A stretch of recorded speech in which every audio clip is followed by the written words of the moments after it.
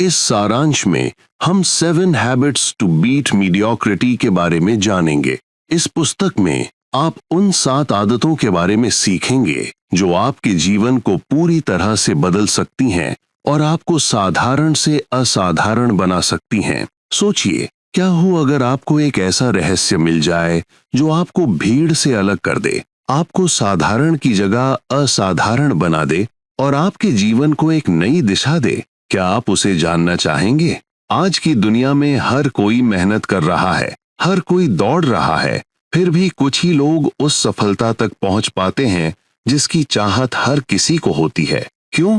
क्योंकि फर्क मेहनत में नहीं है, फर्क आदतों में है। ये 7 आदतें आपके जीवन को पूरी तरह से बदल सकती हैं।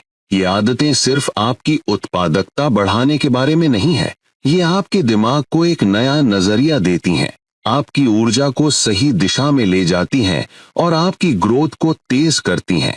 आप सीखेंगे अपने भटकाव को कैसे हराएं और गहरे काम में महारत हासिल करें। 10 गुना ज्यादा काम करने के लिए अपने समय का अनुकूलन कैसे करें। समस्याओं को नकारात्मक बाधाओं के रूप में नहीं बल्कि समाधान के अवसरों के रूप में कैसे देखें।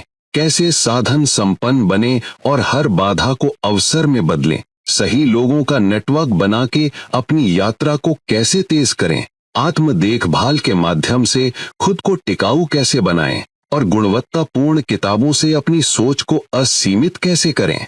दोस्तों, ये सिर्फ साधारण प्रेरक बातें नहीं हैं, ये एक रोड मैप है जो आपको आज जहां आप हैं वहां से एक ऐसे स्तर पर ले जाएगा जहां आपको अपने जीवन पर गर्व होगा। आदत 1, गहरे काम में उतरें।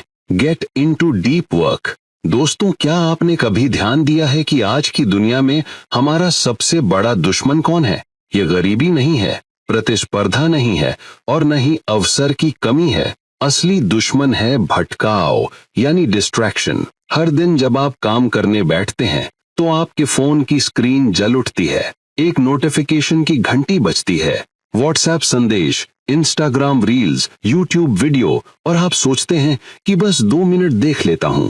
लेकिन ये 2 मिनट धीरे धीरे आपकी सारी ऊर्जा खा जाते हैं और जब दिन खत्म होता है तो आपके दिल में एक अपराध बोध रह जाता है कि मैंने आज अपना सर्वश्रेष्ठ नहीं दिया। लेकिन कल्पना कीजिए कि अगर आप उन भटकाव से ऊपर उठ सकते, अगर आप कुछ ऐसे घंटे बना सकते जहां सिर्फ आपका काम हो और कुछ नहीं। उस पल में आपका दिमाग पूरी ताकत से काम करता है, आपकी रचनात्मकता चरम पर होती है और आप प्रवाह की एक ऐसी अवस्था में प्रवेश करते हैं जिसे डीप वर्क कहा जाता है। डीप वर्क क्या है? ये एक ऐसी अवस्था है जहां आप किसी काम में पूरी तरह से डूबे हुए होते हैं। आप समय का हिसाब खो देते हैं, ठीक वैसे ही जैसे एक कलाकार अपनी पेंटिंग में खो जाता है, एक लेखक अपनी कहानी में खो जाता है, या एक वैज्ञानिक किसी प्रयोग में इतना गहरा उतर जाता है कि उसे दुनिया की आवाजें सुनाई नहीं देती। यही डीप वर्क है और यही वो गुप्त हथियार है जो आपको औसत से ऊपर ले जाएगा। अब सवाल यह है कि डीप वर्क इतना महत्वपूर्ण क्यों है? क्योंकि ये एक ऐसा कौशल है जिसे 90% लोग विकसित नहीं करते हैं।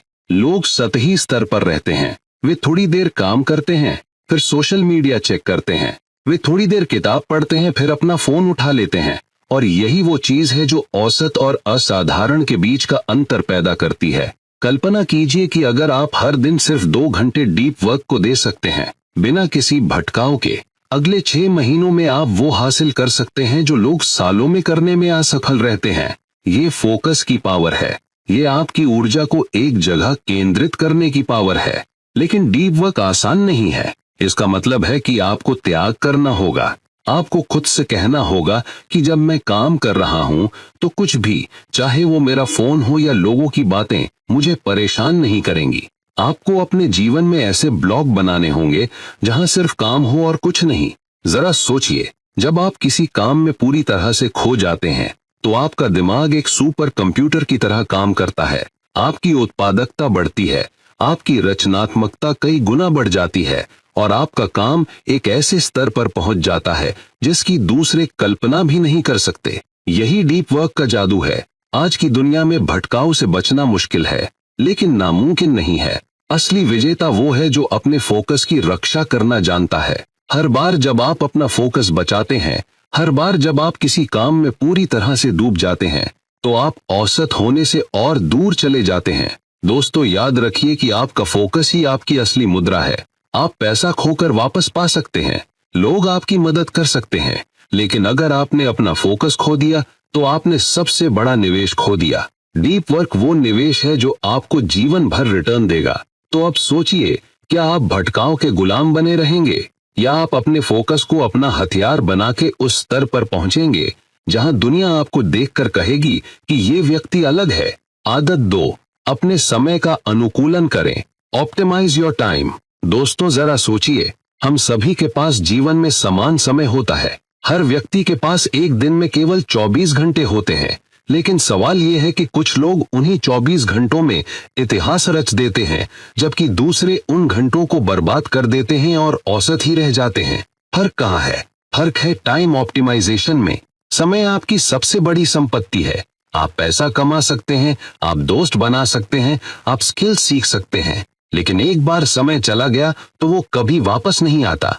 और इसीलिए सफल लोग समय बचाने और उसे सही जगहों पर खर्च करने में सबसे आगे रहते हैं। अब सोचिए कि जब आप अपने समय का अनुकूलन नहीं करते हैं तो क्या होता है। आपका दिन छोटी छोटी चीजों में बीत जाता है। ईमेल, नोटिफिकेशन, बेकार की बैठकें, बेतरतीब बातचीत, और शाम को आपको लगता है कि पूरा दिन चला गया लेकिन कोई बड़ा काम पूरा नहीं हुआ। ये समय की सबसे बड़ी बर्बादी है। कल्पना कीजिए कि आपके पास एक ऐसी प्रणाली है जो आपका समय बचाती है, आपके दोहराते हुए कार्यों को स्वचालित रूप से पूरा करती है और आपको केवल उन चीजों पर ध्यान केंद्रित करने का अवसर देती है जो वास्तव में महत्वपूर्ण है। यही टाइम ऑप्टिमाइजेशन की पावर है। इस बारे में सोचिए, क्या आप हर छोटा काम खुद करेंगे या आप उस काम को किसी और को सौंपेंगे और बड़े लक्ष्यों पर ध्यान केंद्रित करेंगे? यह है डेलीगेशन। क्या आप हर बार मैन्युअली हर ईमेल लिखेंगे या आप एक बार एक सिस्टम बनाएंगे और उसे स्वचालित कर देंगे ताकि भविष्य में काम अपने आप हो जाए? यह है स्मार्टनेस। क्या आप हर बार भ्रम में निर्णय लेंगे या आप अपने लिए ऐसे फ्रेमवर्क बनाएंगे जो हर बार सही दिशा दिखाएं? यह है ऑप्टिमाइजेशन। लेकिन सबसे बड़ा सवाल यह है कि ज्यादातर लोग ये सब क्यों नहीं करते? क्योंकि उन्हें लगता है कि वे केवल व्यस्त रहकर ही प्रोडक्टिव हैं। हकीकत यह है कि व्यस्त रहना और प्रोडक्टिव रहना दो अलग अलग बातें हैं। एक व्यस्त व्यक्ति हर जगह दौड़ता है लेकिन कहीं नहीं पहुंचता, जबकि एक प्रोडक्टिव व्यक्ति कम काम करता है लेकिन सही काम करता है और एक बड़ी मंजिल तक पहुंचता है। दोस्तों, अगर आप अपने समय का अनुकूलन करना सीख जाएं तो आप 10 गुना ज्यादा काम कर सकते हैं, 10 गुना ज्यादा विकास हासिल कर सकते हैं और दूसरों से 10 गुना आगे निकल सकते हैं। लेकिन इसके लिए आपको एक काम करना होगा।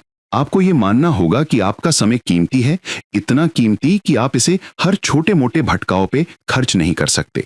एक पल के लिए रुकिए और सोचिए, आपके दिन का कितना हिस्सा वास्तव में उस काम पर खर्च होता है जो आपके सपनों को पूरा करेगा और कितना हिस्सा बेकार की गतिविधियों में खर्च हो जाता है जो बस आपका समय खा जाती हैं। ये सवाल आपकी जिंदगी की दिशा बदल सकता है। तो अब फैसला आपके हाथ में है।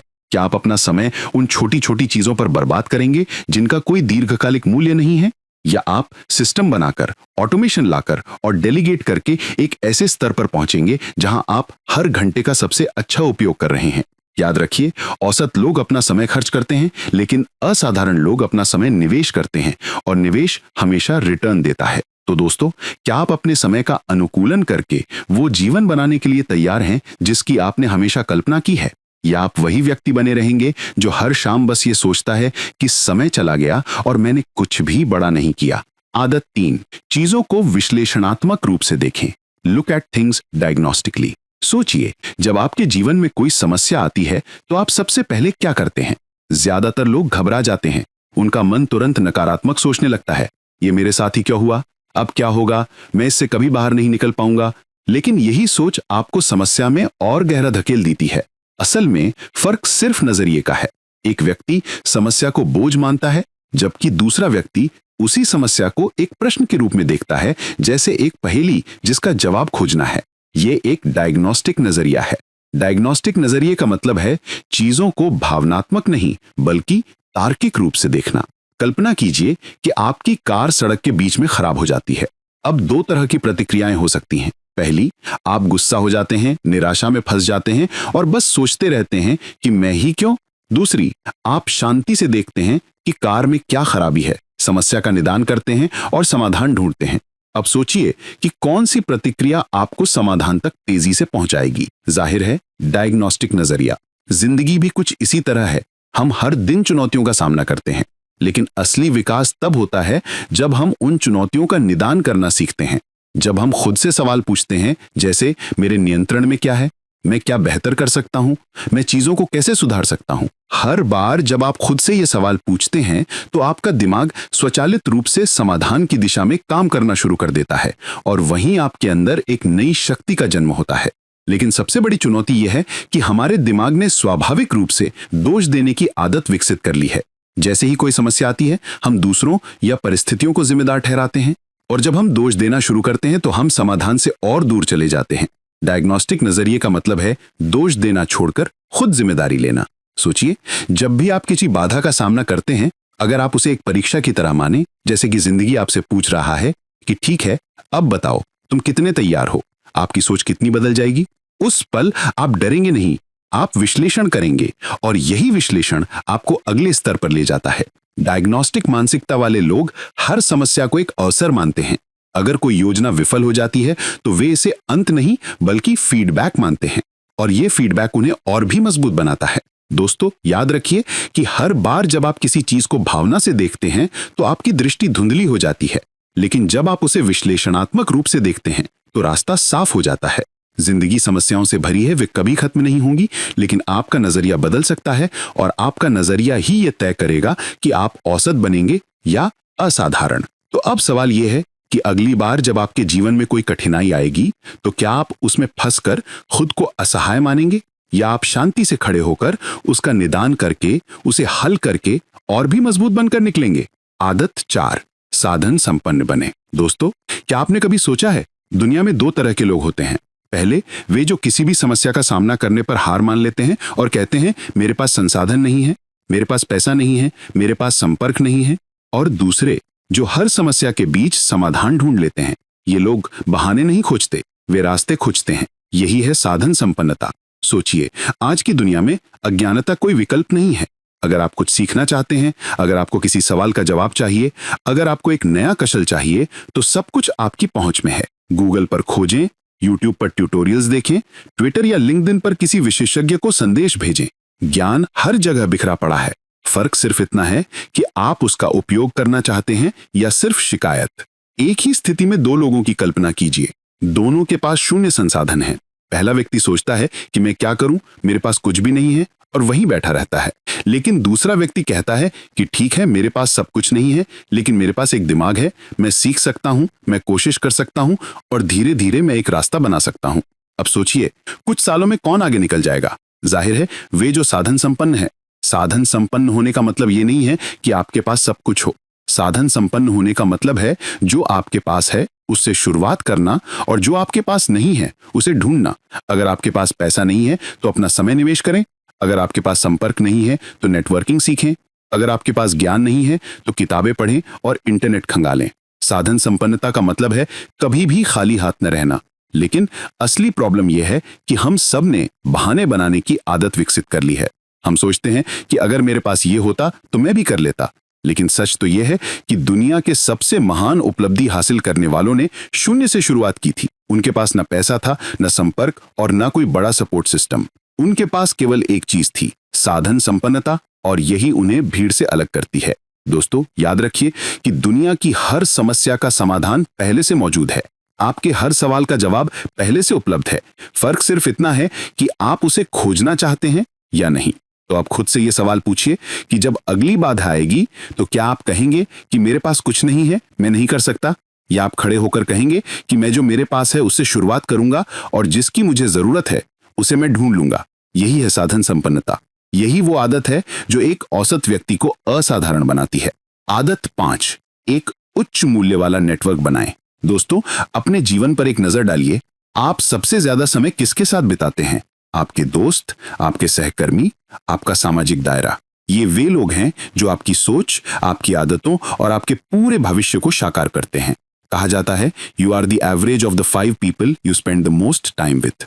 यानी कि आप उन 5 लोगों का औसत बन जाते हैं जिनके साथ आप अपना अधिकांश समय बिताते हैं।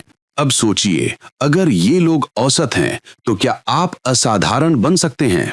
दो अलग अलग स्थितियों की कल्पना कीजिए। पहली, आप ऐसे लोगों के साथ समय बिता रहे हैं जो हमेशा नकारात्मक सोचते हैं, शिकायत करते हैं और अपने सपनों को छोटा मानते हैं। वे आपको रोकेंगे, ये कहते हुए कि ये संभव नहीं है या ये आपके लिए नहीं है। धीरे धीरे उनकी ऊर्जा आपकी ऊर्जा बन जाएगी। और दूसरी, आप ऐसे लोगों के बीच हैं जो बड़े सपने देखते हैं, एक्शन लेते हैं और आपको भी आगे बढ़ाते हैं। वे आपको चुनौती देंगे, आपको प्रेरित करेंगे और हर दिन आप में से सर्वश्रेष्ठ बाहर लाने में मदद करेंगे। अब सोचिए कि आप किस स्थिति में आगे बढ़ेंगे। यही है एक उच्च मूल्य वाले नेटवर्क की शक्ति। ये नेटवर्क सिर्फ दोस्ती के बारे में नहीं है, ये आपका वातावरण है और वातावरण हमेशा इच्छा शक्ति से ज्यादा मजबूत होता है। अगर आप गलत लोगों के बीच रहेंगे तो आप कितने भी अनुशासित क्यों न हो, आप धीरे धीरे उनकी तरह सोचने लगेंगे। लेकिन अगर आप सही लोगों के बीच रहेंगे तो आपकी गति कई गुना बढ़ जाएगी। सोचिए, इतिहास में हर सफल व्यक्ति के पास एक शक्तिशाली नेटवर्क था। कोई भी अकेले महानता तक नहीं पहुंचा। हमेशा ऐसे लोग थे जिन्होंने उनका मार्गदर्शन किया, उनका समर्थन किया और उन्हें आगे बढ़ाया।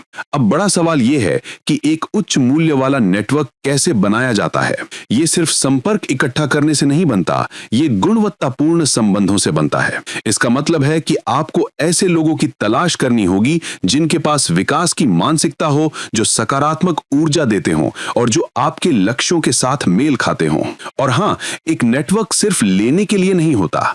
अगर आप एक उच्च मूल्य वाला नेटवर्क बनाना चाहते हैं तो आपको खुद भी मूल्यवान बनना होगा। दूसरों को मूल्य दें, उनकी मदद करें और उनसे जेन्युइनली जुड़ें। तभी वो आपके साथ खड़े होंगे और आपकी यात्रा में आगे बढ़ने में आपकी मदद करेंगे। लेकिन दोस्तों, सबसे बड़ी चुनौती यह है कि हमें जहरीले लोगों को पहचानना और उनसे दूर रहना सीखना होगा। क्योंकि अगर आप आपको नीचे खींचने वाले लोगों के बीच फंस गए तो आप कितनी भी कोशिश कर लें, आपकी ग्रोथ रुक जाएगी। तो अब खुद से ये सवाल पूछिए, आपके आसपास के लोग आपको कहां ले जा रहे हैं? ऊपर या नीचे? क्या वे आपको प्रेरित करते हैं या हतोत्साहित? क्या वे आपकी सोच को बड़ा बनाते हैं या छोटा? याद रखिए, आपकी संगति आपका भविष्य तय करती है। तो बुद्धिमानी से चुनिए कि आप अपना समय किसके साथ बिताते हैं, क्योंकि औसत लोग औसत लोगों के बीच रहकर औसत बन जाते हैं और असाधारण लोग एक असाधारण नेटवर्क बनाकर असाधारण बनते हैं। आदत 6, अपना ख्याल रखें। सेल्फ केयर करना, take care of your self. दोस्तों, ये दुनिया हमें हर दिन एक ही बात सिखाती है, और मेहनत करो, और तेज भागो, कम सो और ज्यादा काम करो। लेकिन सच तो ये है कि ये सोच धीरे धीरे आपको सफलता के बजाय बर्नआउट की ओर ले जाती है। सोचिए, आपकी कार बिना ईंधन के कितनी दूर जाएगी? शायद कुछ किलोमीटर, फिर वो रुक जाएगी। ठीक यही हाल हमारी जिंदगी का भी है। अगर हम अपना ख्याल नहीं रखेंगे तो हमारी गति कितनी भी तेज क्यों ना हो, हम जल्द ही थक कर गिर जाएंगे। आज हसल कल्चर को महिमा मंडित किया जाता है। लोग कहते हैं नींद कमजोरों के लिए है, बाद में आराम करना, अभी काम करो। लेकिन हकीकत यह है कि नींद, आराम और सेल्फ केयर कमजोरियां नहीं हैं, वे आपकी असली ताकत हैं। क्योंकि केवल जब आपका मन तरोताजा हो, आपका शरीर ऊर्जावान हो और आपकी आत्मा शांत हो, तभी आप अपना सर्वश्रेष्ठ दे सकते हैं। कल्पना कीजिए कि आप पूरी रात काम करते हैं, नींद का त्याग करते हैं और खुद से कहते हैं कि मैं मजबूत हूं। लेकिन धीरे धीरे आपका दिमाग सुस्त हो जाता है, आपकी क्रिएटिविटी फीकी पड़ने लगती है और आपके निर्णय ललत होने लगते हैं। ये बर्नआउट है, और बर्नआउट सिर्फ आपके करियर को ही नहीं, आपकी पूरी जिंदगी को खा जाता है। अब सोचिए, अगर आप हर दिन अपने शरीर के लिए व्यायाम, अपने मन के लिए नींद और अपनी आत्मा के लिए ध्यान से खुद को रिचार्ज करते हैं, तो आप सिर्फ काम नहीं कर रहे हैं, बल्कि आप खुद को दीर्घकालिक टिकाऊ सफलता के लिए तैयार कर रहे हैं। यही सच्ची स्मार्टनेस है। लेकिन सबसे बड़ी गलती हम ये करते हैं कि हम सेल्फ केयर को एक विलासिता मानते हैं। हम सोचते हैं जब मेरे पास समय होगा तो मैं जिम जाऊंगा, जब मैं खाली होऊंगा तो मैं ध्यान करूंगा। लेकिन दोस्तों, सेल्फ केयर कोई विलासिता सिता नहीं है, ये आपकी जरूरत है। ये निवाद है और कोई भी इमारत बिना निवाद के खड़ी नहीं हो सकती। याद रखिए कि अगर आप खुद को नजरअंदाज करते हैं तो आप अपने सपनों को भी नजरअंदाज कर रहे हैं, क्योंकि अपने सपनों को पूरा करने के लिए आपको अपनी ऊर्जा, अपने फोकस और अपनी क्लैरिटी की जरूरत है। और ये सब तभी संभव है जब आप अपना ख्याल रखें। तो अब खुद से पूछिए, क्या आप सिर्फ हसलिंग में अपनी जिंदगी को जला देना चाहते हैं, या आप खुद को इतना मजबूत, इतना संतुलित और इतना ऊर्जावान बनाना चाहते हैं कि आप सालों तक जीतते रहें? क्योंकि विजेता वे नहीं होते जो सबसे ज्यादा काम करते हैं, विजेता वे होते हैं जो अपना ख्याल रखते हैं ताकि वे सबसे लंबे समय तक टिक सकें। तो दोस्तों, अब फैसला आपका है। क्या आप अपने शरीर, मन और आत्मा को ईंधन देंगे ताकि आप असाधारण बन सकें, या आप वही औसत व्यक्ति बने रहेंगे जो हर दिन खुद को सिर्फ इसलिए खो देता है क्योंकि उसने खुद को प्राथमिकता नहीं दी? आदत 7, गुणवत्तापूर्ण किताबें पढ़ें। Read quality books. दोस्तों सोचिए, अगर कोई आपसे कहे कि मैं आपको वो सारा ज्ञान दूंगा जो मैंने 20 साल की कड़ी मेहनत, हजारों अनुभवों और सैकड़ों गलतियों से सीखा है सिर्फ कुछ घंटों में, तो क्या आप इसे अस्वीकार करेंगे? शायद नहीं, क्योंकि ये सौदा इतना शक्तिशाली है कि कोई भी इसे मना नहीं कर सकता। और यही सौदा हमें किताबों से मिलता है। किताबें एक ऐसा खजाना है जिसमें किसी और के पूरे जीवन का अनुभव, उनकी सीख और उनकी जीत हार छिपी होती है। जब आप एक किताब पढ़ते हैं तो आप सिर्फ शब्द नहीं पढ़ रहे होते, आप एक व्यक्ति की पूरी यात्रा जी रहे होते हैं। सोचिए, एक किताब आपको उन गलतियों से बचा सकती है जिनमें शायद आपके सालों का समय और लाखों रुपए लग जाते। एक किताब आपको नए विचार दे सकती है जो आपकी पूरी सोच को बदल सकते हैं, और एक किताब आपको वो प्रेरणा दे सकती है जो आपके जीवन की दिशा तय कर सकती है। यही पढ़ने का जादू है। लेकिन यहां एक अंतर है, हर किताब मूल्यवान नहीं होती। असली फर्क क्वालिटी बुक्स चुनने में है, क्योंकि क्वालिटी बुक्स आपको हाई आरओआई देती हैं। वे आपको सिर्फ जानकारी नहीं देती, वे परिवर्तन लाती हैं। कल्पना कीजिए कि अगर आप हर दिन सिर्फ 30 मिनट पढ़ते हैं तो 1 साल में आप दर्जनों किताबें खत्म कर सकते हैं, और हर किताब आपके दिमाग में एक नया दरवाजा खोलती है। अब सोचिए, अगर ये आदत सालों तक आपके साथ रहती है तो आपकी सोच, आपका ज्ञान और आपका व्यक्तित्व कितना बदल जाएगा। लेकिन यहां समस्या ये है कि ज्यादातर लोग पढ़ने को प्राथमिकता नहीं देते हैं। वे कहते हैं, मेरे पास समय नहीं है। सच तो यह है कि समय सबके पास होता है, हम बस उसे गलत चीजों पर खर्च कर देते हैं। 1 घंटे की सोशल मीडिया स्क्रॉलिंग, बेकार की बातचीत, अनावश्यक भटकाव, अगर आप ये सब छोड़ दें तो आपके पास हर दिन पढ़ने का समय है। पढ़ना सिर्फ ज्ञान के लिए नहीं है, ये आपके मस्तिष्क के लिए एक वर्कआउट है। जैसे जिम आपके शरीर को मजबूत बनाता है, वैसे ही किताबें आपके दिमाग को मजबूत बनाती हैं। और जब आपका दिमाग मजबूत होता है तो चुनौतियां कितनी भी बड़ी क्यों ना हो, आप उनसे आसानी से लड़ सकते हैं। अब खुद से यह सवाल पूछिए, आपने आखिरी बार ऐसी कौन सी किताब पढ़ी थी जिसने आपकी सोच को हिला दिया, जिसने पूरी रात सोचने पर मजबूर कर दिया? अगर आपको इसका जवाब याद नहीं है तो ये एक संकेत है कि इस आदत को फिर से शुरू करने का समय आ गया है। याद रखिए, असाधारण लोग सिर्फ दुनिया से नहीं सीखते, वे किताबों से भी सीखते हैं। और यही अंतर औसत और असाधारण के बीच का सबसे बड़ा कारक बन जाता है। तो दोस्तों, अब चुनाव आपका है। क्या आप अपना समय सिर्फ मनोरंजन और भटकाव पर बर्बाद करेंगे, या आप क्वालिटी बुक्स को अपना सबसे बड़ा गुरु बनाकर वो व्यक्ति बनेंगे जिसके लिए दुनिया कहेगी, ये अलग है, ये असाधारण है? क्योंकि किताबें सिर्फ पन्ने नहीं हैं, ये दरवाजे हैं एक ऐसी दुनिया के जहां आपकी सीमाएं टूट जाती हैं और आपकी असली क्षमता सामने आती है। निष्कर्ष दोस्तों, अब पीछे मुड़कर देखिए, हमने एक साथ 7 आदतों की एक यात्रा पूरी की है जो किसी भी व्यक्ति को भीड़ से अलग कर सकती है। इसकी शुरुआत डीप वर्क से हुई, जहां हमने भटकाव को हराकर अपनी असली शक्ति को पहचानना सीखा। फिर आया टाइम ऑप्टिमाइजेशन, जहां हमने हर घंटे को निवेश करना सीखा। उसके बाद हमने समस्याओं को डायग्नोस्टिक नजरिए से देखना और उनसे समाधान निकालना सीखा। फिर हमने संसाधनशीलता को समझा, यानी जो आपके पास है उससे शुरू करना और जो नहीं है उसे ढूंढना। फिर हमने एक उच्च मूल्य वाला नेटवर्क बनाया जहां सही लोगों की शक्ति हमें ऊपर उठाती है। फिर हमने सेल्फ केयर का महत्व सीखा कि हासिल करने से ज्यादा जरूरी है खुद को बनाए रखना। और अंत में हम क्वालिटी बुक्स तक पहुंचे, वो खजाना जो हमारी सोच को असीमित बनाता है। लेकिन दोस्तों, अब सबसे बड़ा सवाल यह है कि क्या ये आदतें सिर्फ सुनी हुई बात बनकर रह जाएंगी या आप इन्हें अपने जीवन का हिस्सा बनाएंगे? क्योंकि सच तो यह है कि ज्ञान कभी भी पर्याप्त नहीं होता। अगर ज्ञान को एक्शन में नहीं बदला जाता तो वो सिर्फ जानकारी बनकर रह जाता है। असली जादू तब होता है जब आप इन आदतों का अभ्यास करते हैं, जब आप हर सुबह उठकर डीप वर्क करते हैं, जब आप हर दिन सचेत रूप से अपने समय का उपयोग करते हैं, जब आप समस्याओं के आने पर घबराने के बजाय शांति से समाधान ढूंढते हैं, जब आप बहाने छोड़कर संसाधन संपन्न बनते हैं, जब आप खुद को उच्च मूल्य वाले लोगों से घेरते हैं, जब आप अपने शरीर, मन और आत्मा का ख्याल रखते हैं, और जब आप हर दिन एक क्वालिटी बुक से कुछ नया सीखते हैं। याद रखिए, महानता एक दिन में नहीं आती, महानता हर दिन की छोटी छोटी आदतों से बनती है। ये आदतें आपकी दिशा तय करती हैं, ये आदतें आपका भाग्य बनाती हैं। अब आप एक ऐसे मोड़ पर खड़े हैं जहां दो रास्ते हैं। पहला वही पुराना रास्ता है भटकाव, बहाने और औसत सोच का, और दूसरा वो नया रास्ता है जहां अनुशासन, फोकस और एक असाधारण जीवन आपका इंतजार कर रहा है।